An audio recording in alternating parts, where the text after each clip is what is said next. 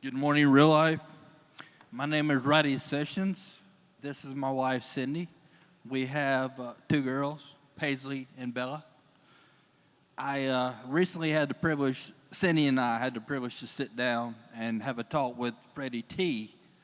And I told him my story, and I shared my testimony basically with Freddie T. while Cindy and I were in the office.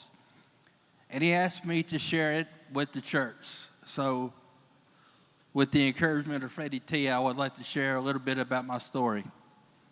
I want to read some from 2 Corinthians chapter 12. And lest I should be exalted above measure by the abundance of the revelations, a thorn in the flesh was given to me, a messenger of Satan to buffet me, lest I be exalted above measure. Concerning this thing, I pleaded 3 times that it might depart from me. And he said to me, my grace is sufficient for you. My strength is made perfect in weakness.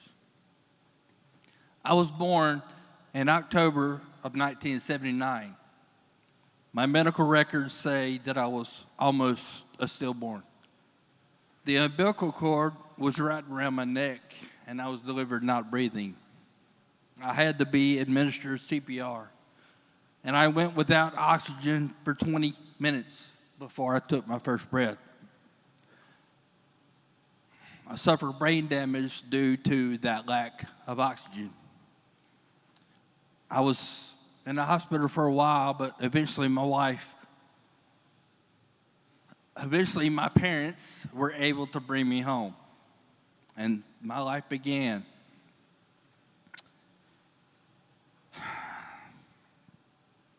I had many challenges in my childhood. I was in regular ed in school, but I was different from my classmates. They took notice of my challenges that I dealt with, and I dealt with much ridicule in school.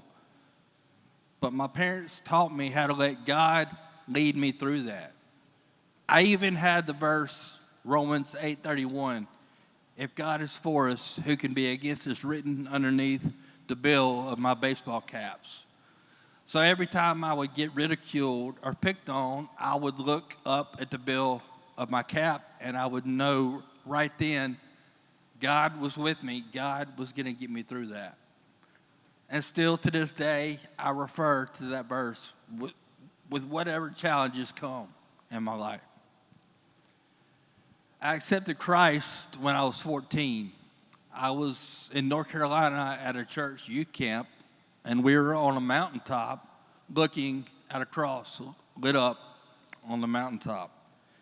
I knew about the challenges I'd had in my life, but I knew somebody had got me through them. I knew somebody was there watching over me, guiding me, and I knew that I needed that to continue all the days of my life.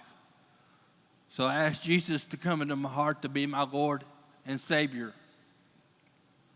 And he has been with me to this day. In 2009, I suffered seizures for many years, starting in my teen years, and they progressively got worse. In 2019, I had brain surgery for my seizures. Had I not had the surgery, medicine would have not gotten rid of them. But I'm here to tell you that God told me to have that surgery. I clearly heard his voice say, "You've trusted me with your life. Please continue and have this surgery."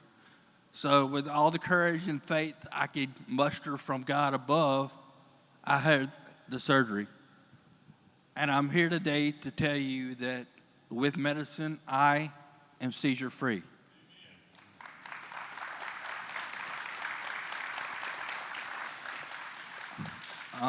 I'm at home now with my girls and my wife. My wife teaches from home, and she and I together homeschool our girls. My main purpose in life is raising our girls and being there for them and helping them with school and doing the best I can to teach them. We have curriculum that we go over with them, and my wife and I both take turns with the girls. They are 11 and 8. I would encourage anybody out there to let Jesus guide you through any challenge that you face. Let God be for you. He has certainly worked wonders and miracles in my life. I stand before you today because of Jesus Christ and what he chose to do for me. And I give him all honor and glory and praise. Thank you for letting me share.